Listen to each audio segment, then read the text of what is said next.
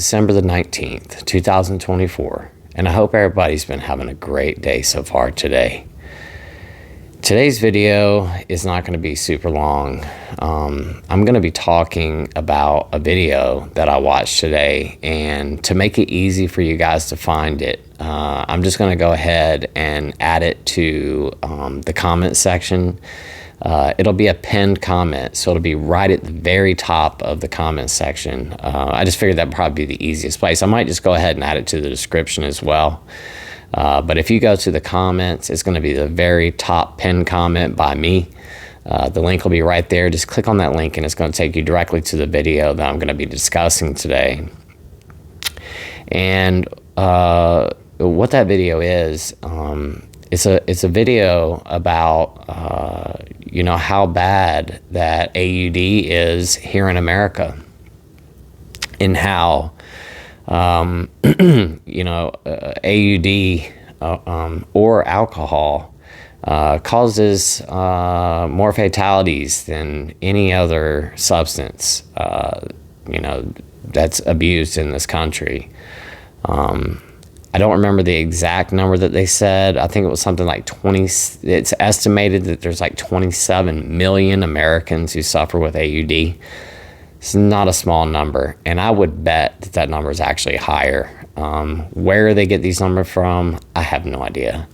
I'm sure that they do some kind of survey or poll, and then they, base that, times the amount of people in the population or whatever it is. They probably survey 1,000, 5,000 people or something, and then, they take the number of people that say that they drink more, 5 or more drinks a day or whatever it is, and then they take that percentage and multiply it times the total population of the United States. But like I said, I would be willing to wager that that number is actually even higher than what they stated it is, because there's just no way for them to get real numbers of how many people in America are suffering with AUD. But the thing is with AUD and alcohol is that it takes away more people than any other substance. They're constantly, and I'm not making light of the opioid epidemic by any means, because it's a major problem in this country and worldwide. It's a problem. The opioid epidemic in our country is really bad, and there are a lot of people who are suffering. I think it's called OUD, or opioid use disorder is what it's referred to. But there are a lot of people who are suffering with that. And, the thing is with it is that a lot of times people are prescribed legitimate prescriptions. They have an injury or a surgery or something like that, and they get prescribed opioids, and I don't remember how many days. I think it's 7 days or something like that of straight opioid use, and you can get a dependence on them. They're highly addictive, and there are a lot of people, especially here in the U.S., like I said, that were prescribed legitimate prescriptions. They became addicted, and maybe they got another script, or maybe multiple scripts, and then those prescriptions are pulled away from them for whatever reason it may be. Maybe that the time is out on it or whatever it is, and then these people move to the streets because they want to. The thing is that opioids and alcohol are different, but a lot in the same, because there's a withdrawal period that happens after you stop taking it or drinking.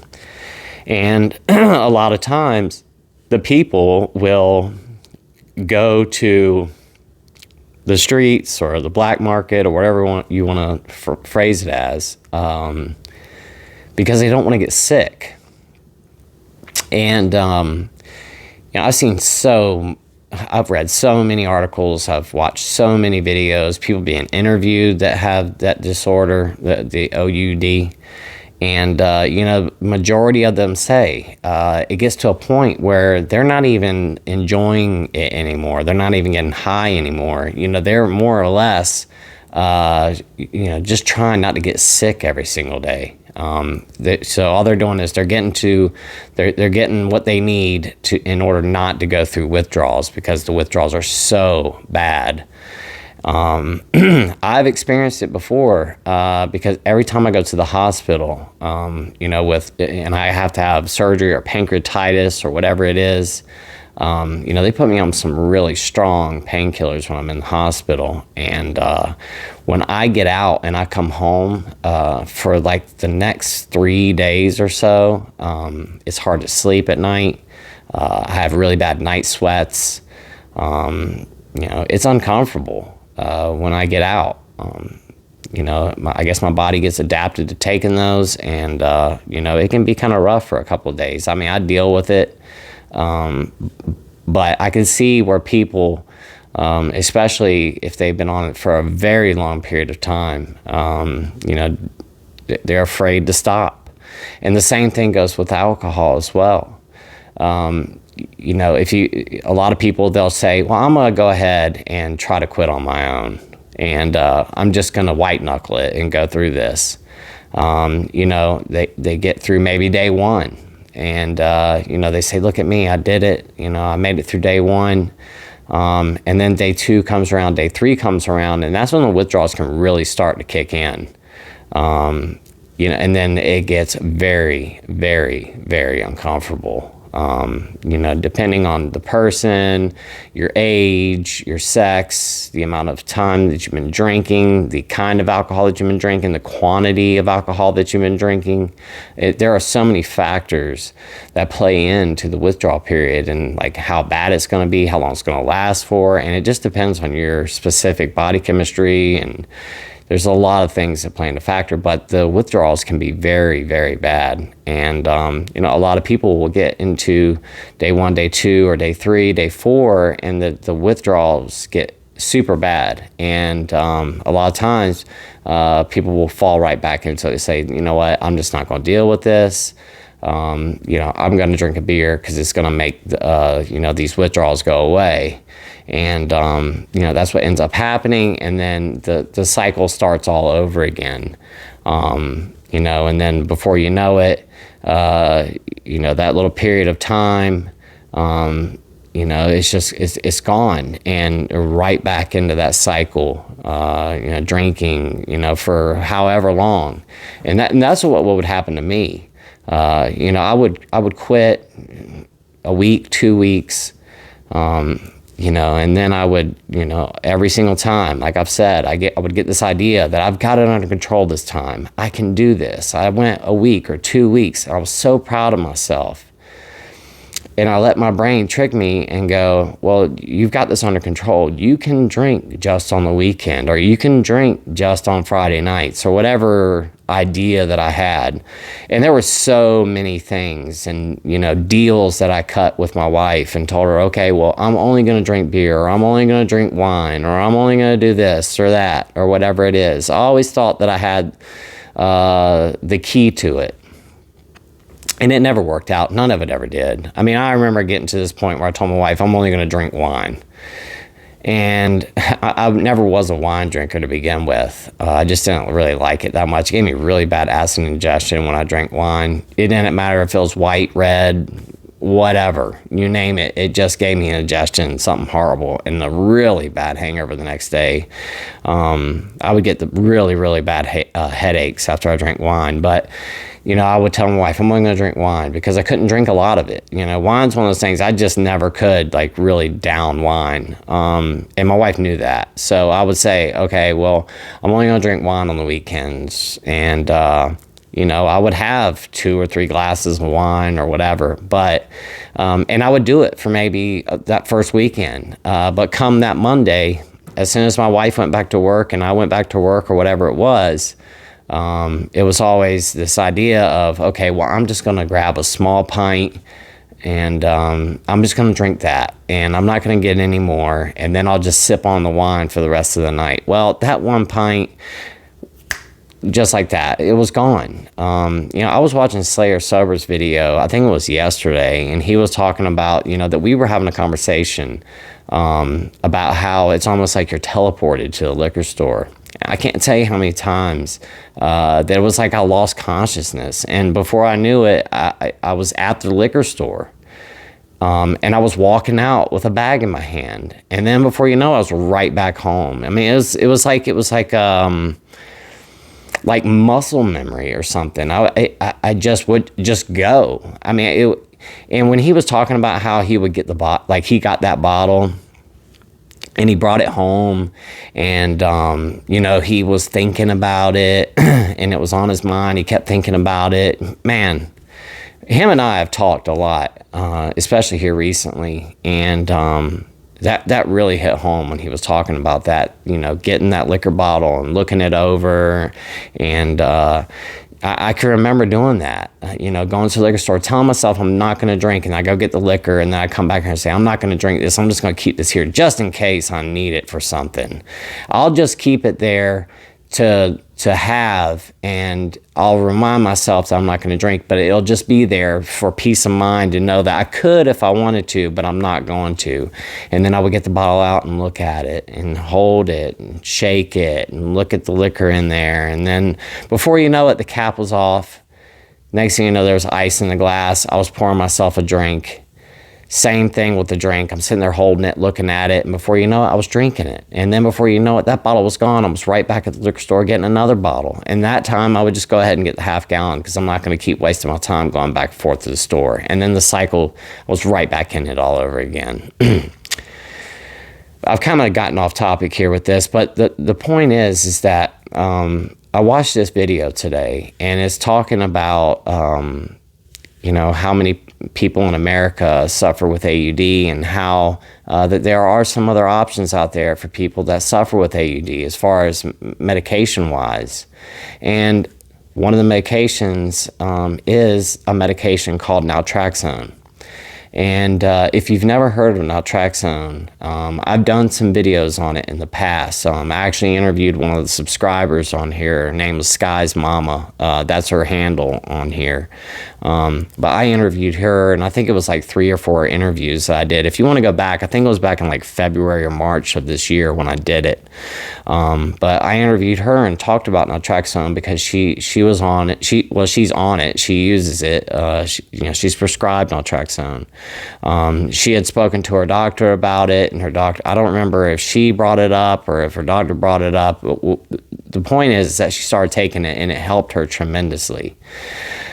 The thing with naltrexone is, and I know there's a couple of other subscribers here on the channel that take it as well. There's a subscriber named Renee. I'm pretty sure that she takes it. She actually lives here in South Carolina as well. And a couple of other subscribers have told me that they started taking it, and it helped them out tremendously. I've also spoken to other subscribers who have told me that they took naltrexone and it didn't do anything for them. So it could be a hit or miss. Statistically, I don't know what the numbers are as far as, how many people it helps and how many people it really doesn't do much for. But it could potentially work for you.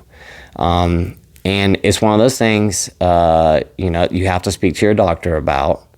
And one of the things about it is, and they talk about this in the video that I'm going to add in the link in the description, that a lot of doctors just don't even know about naltrexone. It's one of those things you might need to bring up to your doctor. And it's one of the reasons I say, speak to your doctor about this. Talk to them about the fact that you're wanting to quit. Don't be ashamed and don't be afraid to tell your doctor the truth of what's going on with you. They can't go out in town spreading your business or anything. You're protected. Everything you say to your doctor is private. It's like speaking to an attorney. They cannot go back and repeat anything, so you don't need to worry about that. What you say to your doctor is confidential between the two of you. But if you go speak to your doctor and tell them, I think I have AUD, I'm drinking this much, I've heard about this drug naltrexone, do you think it might be an option that I could be prescribed? Your doctor might not even know about it, but if you bring it up to them, they could look it up, or maybe they do know about it. But maybe they could give you a prescription. Now, the thing is that I think that you have to be completely alcohol-free for a couple days before they want you to start on it. I don't think they want you in withdrawal when you start naltrexone. But, that's neither here nor there. And you could speak to your doctor about ways, maybe some medication to help you through the withdrawal period. Maybe go to the hospital and go through a medical detox. It could be something you talk to your doctor about as well. But after that detox period is over and the withdrawal period is over, you could potentially get on naltrexone, and it could help you out. Like I said, it's not for everybody. I'm not saying this is the magic bullet, the magic pill that you're going to take, but it potentially could be for you. And you won't know until you try. The thing with naltrexone is that it blocks, they use it actually for OUD and AUD. So it blocks the opioid receptors in the brain. And, when you drink, we release, I think it's opiate peptides in our body. You get an opiate response when you drink alcohol. That euphoric feeling that you're feeling is the opiate response, the release of dopamine. And what the naltrexone can do is it can block those opioid receptors and the endorphin receptors in your body. So it's one of those things, if you were to drink while taking the medication, you're not going to get that euphoric feeling. A lot of people take naltrexone and they use it as a means to drink normally. As a matter of fact, the lady that's in the video, one of the ladies that's in the video that they're interviewing, had a problem drinking and spoke to her doctor about naltrexone, started taking it, and now she drinks normally.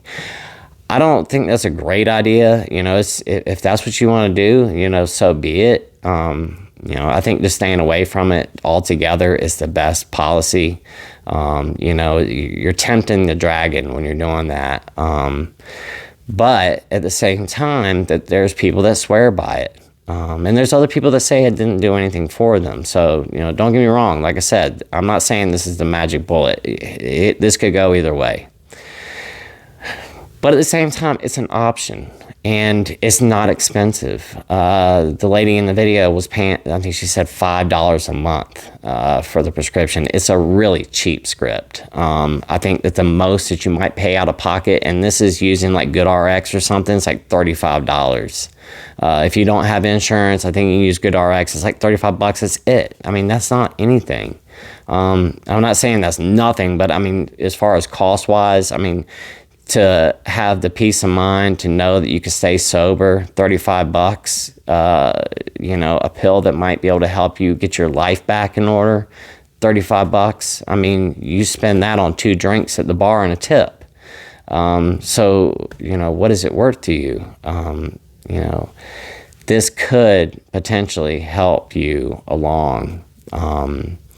Because like I said, that if you do decide to have that drink, let's say that, that little person on your shoulder talks you into it and you say, I'm going to have a drink. You drink it, you're not going to get that dopamine rush. You're not going to get that euphoric feeling. You're not going to get that reward. It's basically blocking the reward system in your brain to where you drink it and you're just like, that really wasn't much to write home about, so I'm not really interested in drinking the rest of those. To where if you were not taking it, you go to have that one beer, all of a sudden you start getting that feeling, and then 2, 3, and you know how we are, once and never enough, and 1,000 isn't either. We're just going to drink until we pass out. And if you have had any amount of sobriety under your belt at all, let's say that you've got 6 months sobriety, this is one of those things too that's not often discussed, is that, if you've got a decent amount of sobriety on your belt, your tolerance level has gone way down. Where you might have been drinking, let's say, a 750 of vodka at night before you stopped. 2, 3 beers might get you wasted now. And that's how a lot of people end up with alcohol poisoning, stuff like that. And people end up getting in trouble with opioids because they'll go for long periods of time without taking them.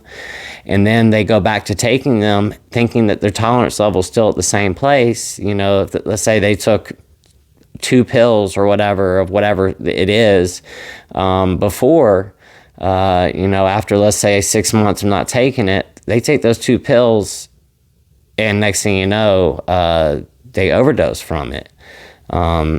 Because their tolerance level has gone down. And the same thing works for alcohol as well. If it's been, a long period of time and you haven't had a drink, it's one of those things, you got to be really, really careful about that. Especially if you go out and you're not thinking, and next thing you know, people are buying you shots and you're just throwing them back thinking, well, I used to drink like this back in the day. And then before you know it, you're in deep trouble. So just wanted to throw that out there as well. But I said this video wasn't going to be long today, and I'm at 20 minutes already. So anyway, guys, I wanted you guys to check out the link in the description and watch this video where they're discussing naltrexone and its uses, its benefits, what it could potentially do for you. And I just wanted to bring this up because education is such a powerful weapon that we can have when we are aware of the tools that we might be able to utilize in order to get sober and stay sober. It's the education, the awareness. It's very important to know these types of things because, like I said, it's a very important and strategic way that we can get and stay sober. And we need to know these types of things. Once again, you might have tried naltrexone. It might not have worked for you. If so, then, don't bother with watching it. But if this is something you're still struggling every day, you're 6 months into this and you're still thinking about it all the time, maybe talk to your doctor about naltrexone. Maybe it could be something that could really help you along and help with those urges and cravings, because it does. It helps with those as well. So, guys, like I said, I wanted to keep this short today, so I'm going to go ahead and hop off of here. I hope you enjoyed today's video. I really appreciate you guys watching, and please check out the video that's going to be in the comment section, and let me know what you guys think about it. And if any of you guys have tried naltrexone, let me know. Did it work for you or did it not work for you? I'd love to hear your input. So, thanks again for watching. I love you guys so much, and until tomorrow, I will see y'all then. Have a great rest of your day. Bye-bye.